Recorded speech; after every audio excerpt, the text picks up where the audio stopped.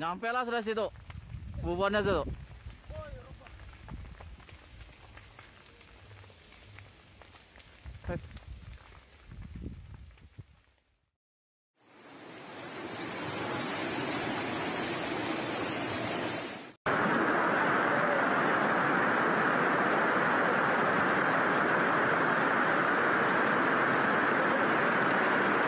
Lutut orang dewasa.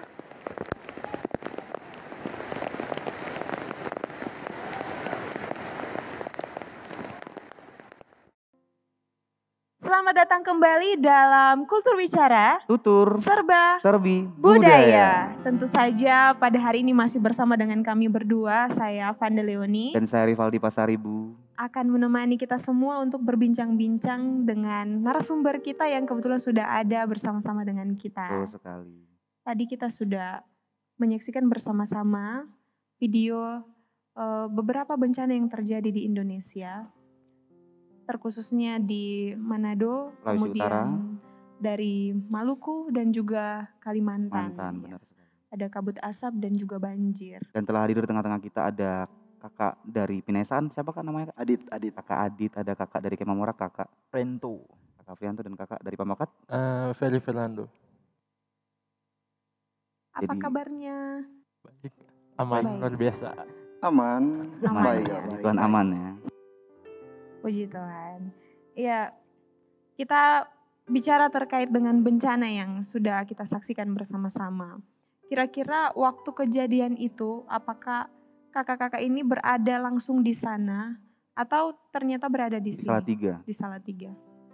Mungkin bisa mulai dari Kak. Kalau dari saya pribadi kan kabut asap itu udah sering terjadi di Kalimantan Tengah. Yang paling terbaru itu pada tahun 2019 itu kebetulan saya udah kuliah di Setiawacana di Setiawacana. Salatiga. Tapi saya sempat balik terus merasakan kabut asap. Lalu juga pernah ada di 2015 itu saya pada saat saya SMA sih, itu yang lebih parahnya. Tapi pas 2019 itu tidak terlalu parah lah. Dan ya gitu.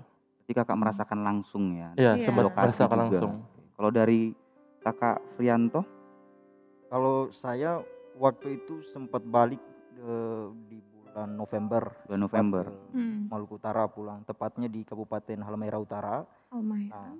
di sana kemudian terjadi bencana di awal tahun, yaitu tepatnya di bulan Ya. Januari. Nah, itu saya masih di sana. Masih di Ya, sana ya. saya masih di sana.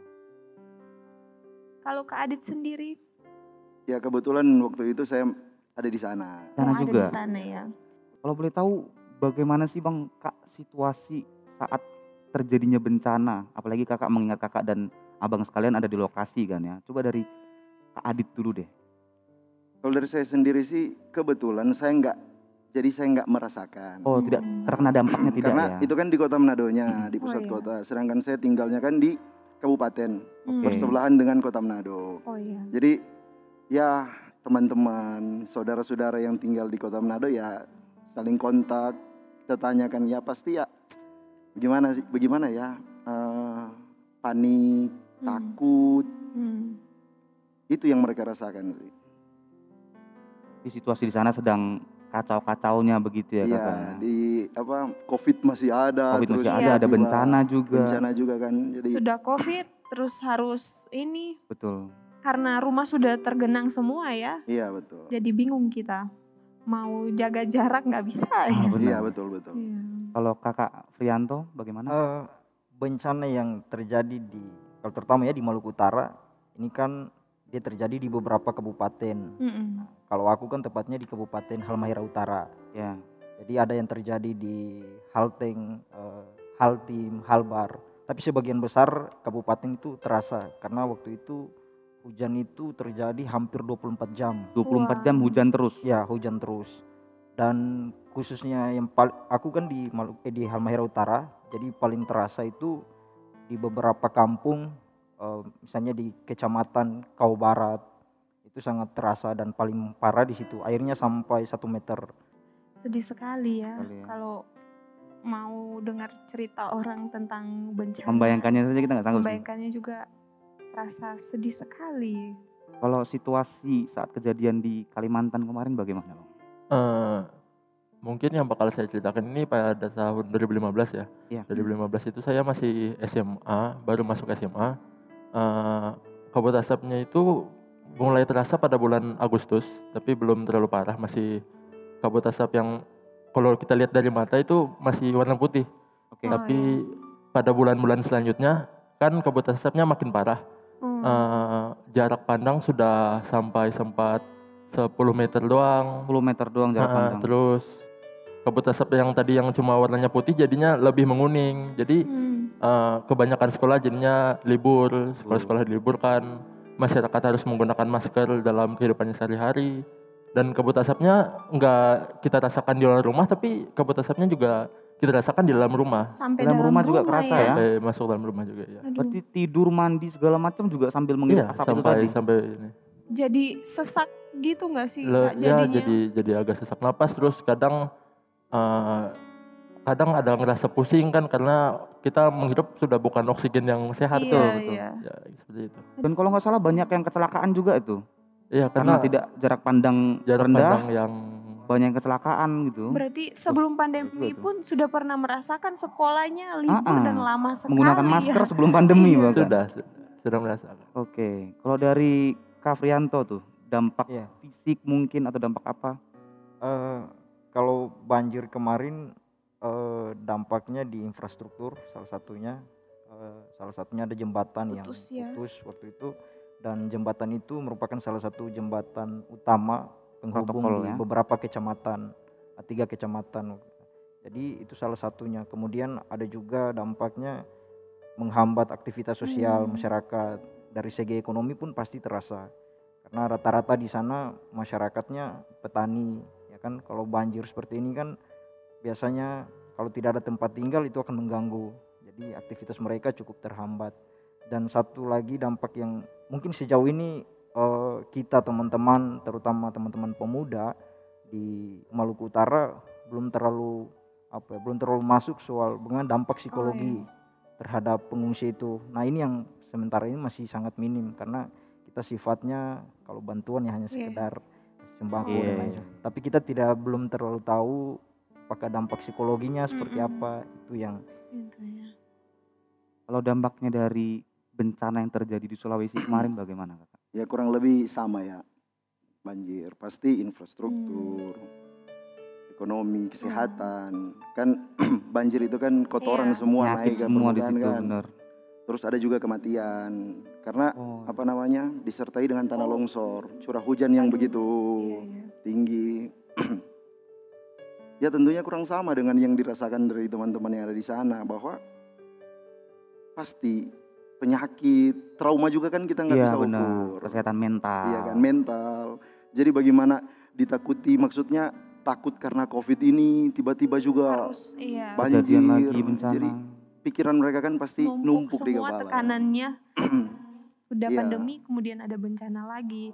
Bencana lagi. Betul. belum lagi kalau kita di Maluku Utara ini kan ini banjir yang salah satu yang istilahnya bikin kaget masyarakat. Karena sebelum-sebelumnya Tidak kan pernah terjadi nggak pernah ya. terjadi sebesar gitu. Jadi Tiba-tiba mungkin kejadian. Iya, kejadian. Secara mental juga masyarakat pasti Kaget. terdampak ya, belum Kaget. siap dan lain sebagainya.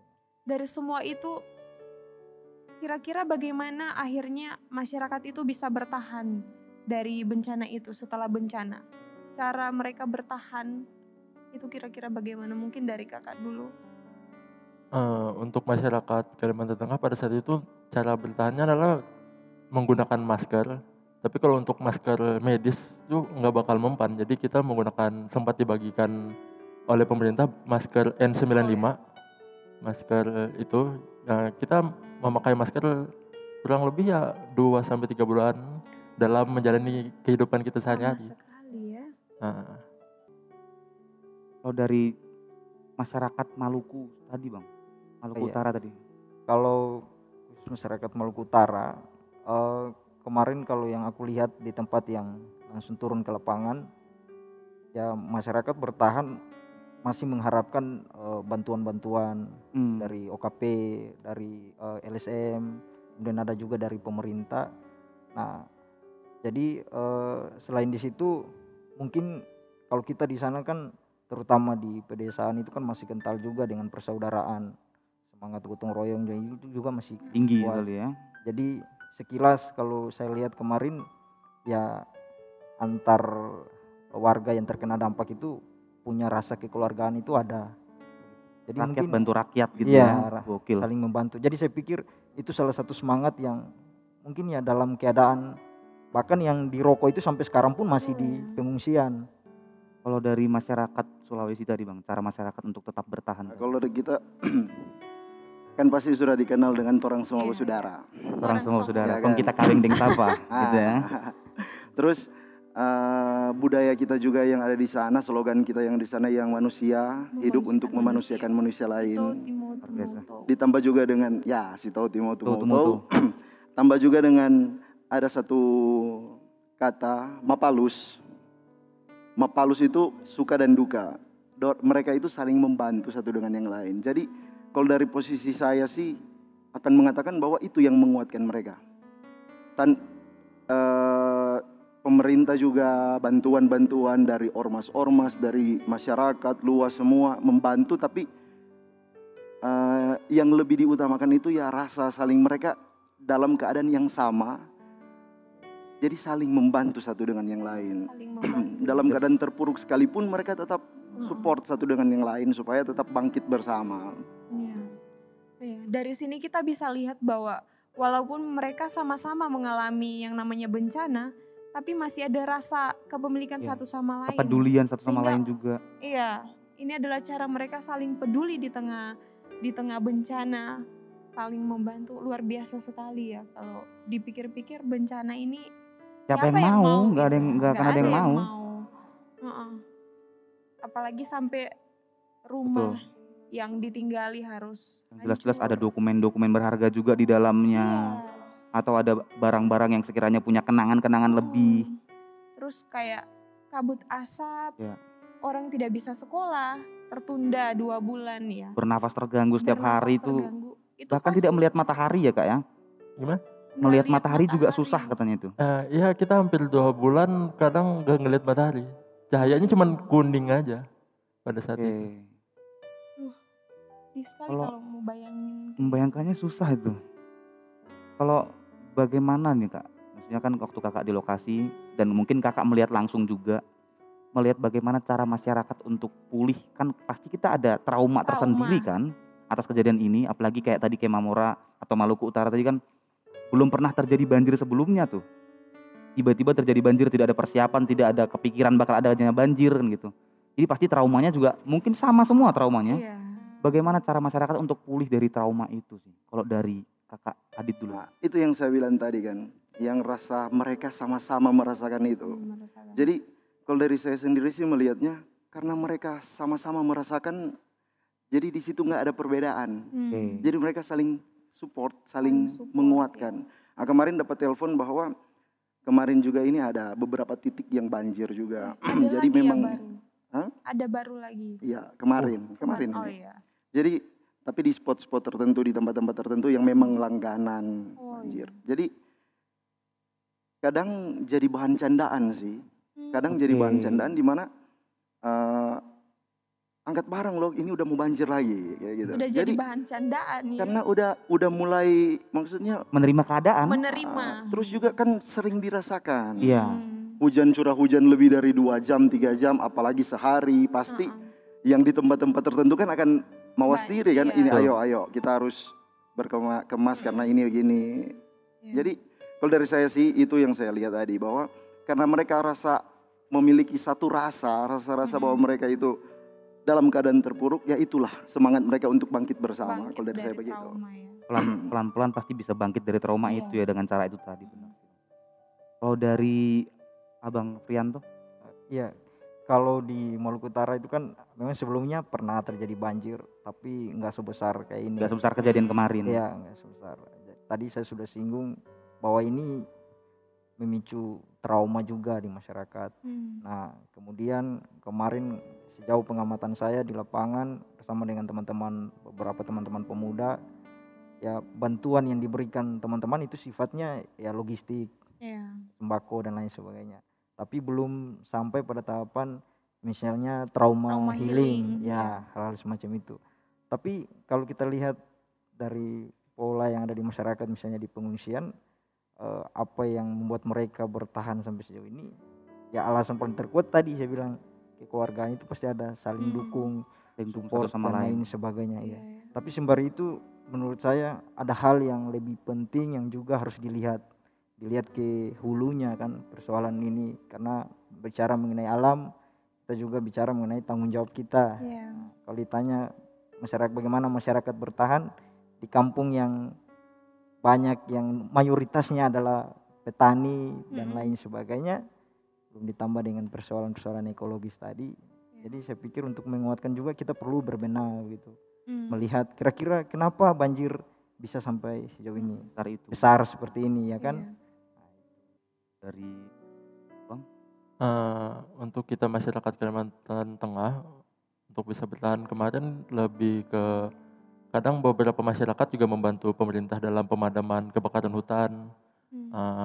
Ada beberapa yang mungkin pekerjaannya di luar, ya dia tidak ikut kerja yang memang tetap, dia malah bantu memadamkan kebakarannya. Jadi lebih saling membantu juga sih, dan cara bangkitnya mungkin ya tetap harus bertahan sih, karena memang kebakaran hutan ini udah terjadi sejak tahun 98 hingga 2019 pun masih ada. Jadi kalau tidak dari masyarakatnya sendiri peduli dan sadar terhadap pembakaran lahan dan hutan itu adalah hal yang buruk, ya kebakaran hutan bakal tetap terjadi. Jadi perlu kesadaran dari masyarakatnya itu sendiri sih. Berarti dengan kata lain dari setiap kejadian tadi, setiap lapisan masyarakat saling peduli satu sama lain ya. Tapi ada hal positif di balik itu semua. Akhirnya kita saling punya rasa untuk Saling peduli, saling peduli. saling memiliki. Ya, juga. bukan cuman orang yang merasakan bencana secara langsung, tapi Indonesia pun kita bisa lihat ya, bisa langsung turun bantuan dari luar. Dan itu adalah suatu pelajaran yang berharga dari bencana itu sendiri kalau kita bisa lihat.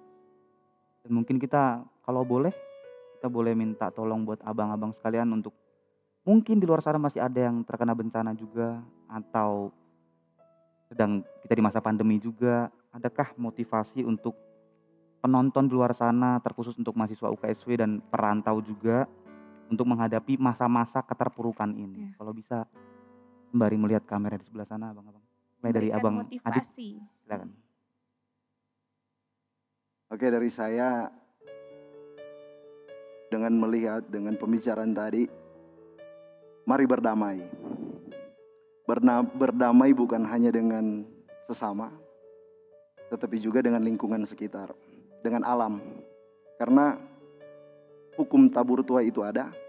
Ketika kita berdamai dengan semua orang, dengan semua ciptaan, dengan alam semesta, pasti akan ada timbal balik untuk kita juga. Begitu juga sebaliknya, kalau kita tidak berdamai dengan alam, ya begitulah. Luar biasa. Semangat. Semangat. Silakan, Kak Frianto. Mungkin sebelum masuk ke penguatan, sedikit sampaikan sesuatu. Seperti yang tadi sudah disampaikan bahwa terkhususnya bencana banjir ya, itu pasti ada sebab akibatnya. Sehingga menurut saya bencana ini, terutama kita masyarakat Maluku Utara, perlu untuk membuka mata lagi, melihat persoalan misalnya hutan yang terkikis, hutan yang dibabat, kemudian pola hidup yang buang sampah sembarangan, infrastruktur misalnya gorong-gorong dan lain sebagainya, itu yang perlu juga diperhatikan. Terlepas dari itu, saya pikir tidak ada yang abadi. Bicara soal keterpurukan, kesusahan dan lain sebagainya, tidak ada yang abadi. Karena sehabis terang, sehabis gelap pasti ada terang. Pasti ada terang. Terima kasih. Gokil, luar biasa. Silakan, abang. Kalau dari saya pribadi, untuk tentang kebakaran hutan, saya lebih berpesan kepada masyarakat untuk lebih peduli terhadap kebakaran hutan itu sudah terjadi lama, dan kalau kita tetap biarkan melakukan pembukaan lahan dan dengan melakukan pembakaran hutan itu tidak baik. Jadi ya harus dari masyarakatnya pribadi, punya rasa peduli terhadap yang lain juga, karena kalau bakar hutan atau bakar lahannya pribadi itu untuk buka lahan sendiri kan bakal merugikan yang lain juga, karena dengan kabut asap itu lebih saling peduli terhadap satu sama lain sih, itu aja. Luar biasa. Tepuk tangan yang meriah untuk narasumber kita. Ya, itu tadi beberapa penguatan nih yang sudah diberikan kakak-kakak untuk kita semua yang ada, yang mungkin sampai sekarang masih mengalami keterpurukan, baik itu bencana maupun karena pandemi ini.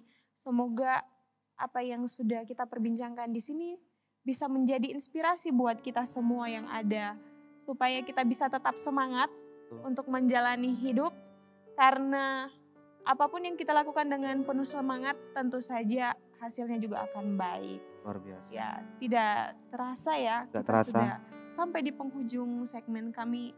Terima kasih sekali teman-teman di sini Terima sudah kasih. Sudah mau menyediakan datang, waktu. sudah mau sharing-sharing juga, dan sudah memberikan motivasi kepada teman-teman Iya. sekalian, itu sangat luar biasa. Dan kami mohon maaf bila ada salah-salah kata tadi Bang, kakak sekalian, terima kasih sudah mau hadir di sini. Semoga kita bisa berjumpa lagi dalam lain kesempatan dan tentunya dengan percakapan yang lebih asik Iya. lagi. Tentu saja masih dalam keadaan tubuh yang sehat. Luar Ya. biasa. Stay safe, stay healthy, luar biasa. Stay healthy. Dan sebentar lagi kita akan menyaksikan penampilan dari Pampakat dan Hipma. Oke, Jadi stay tune terus di Kultur Bicara, tutur serba serbi budaya. budaya.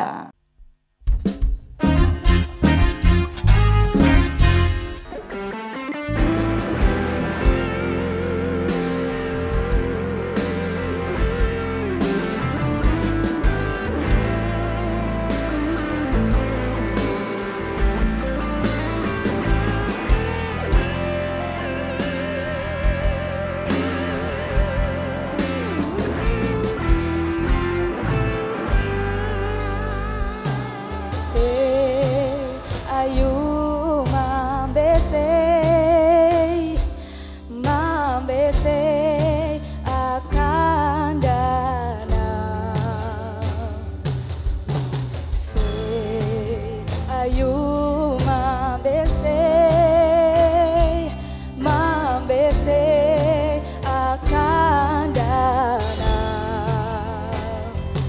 Menjalar lauk injala,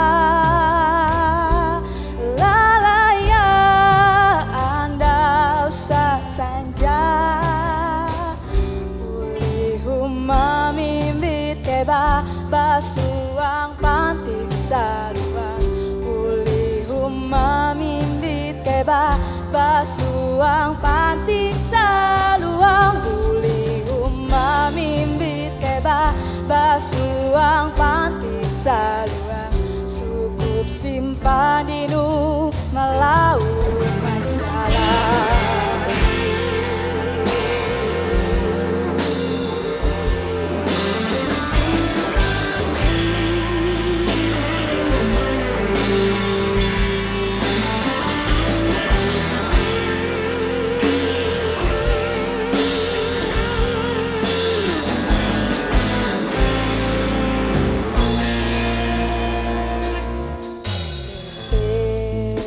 Ayu mambese akan danau. Menjalar lauk injala,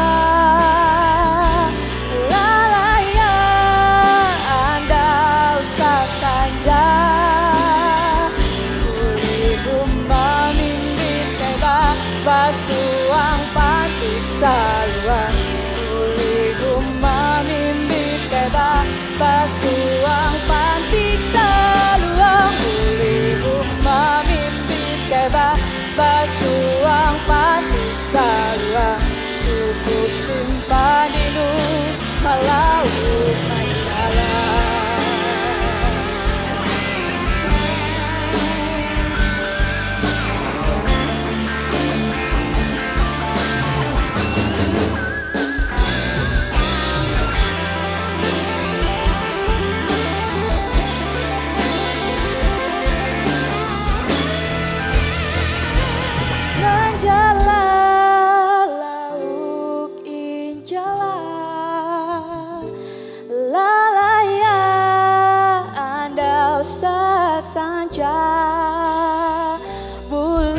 mamimbit keba basuang patik saluang Kuli mamimbit keba basuang patik saluang Kuli mamimbit keba basuang patik saluang Cukup simpan hidup melaut menjalar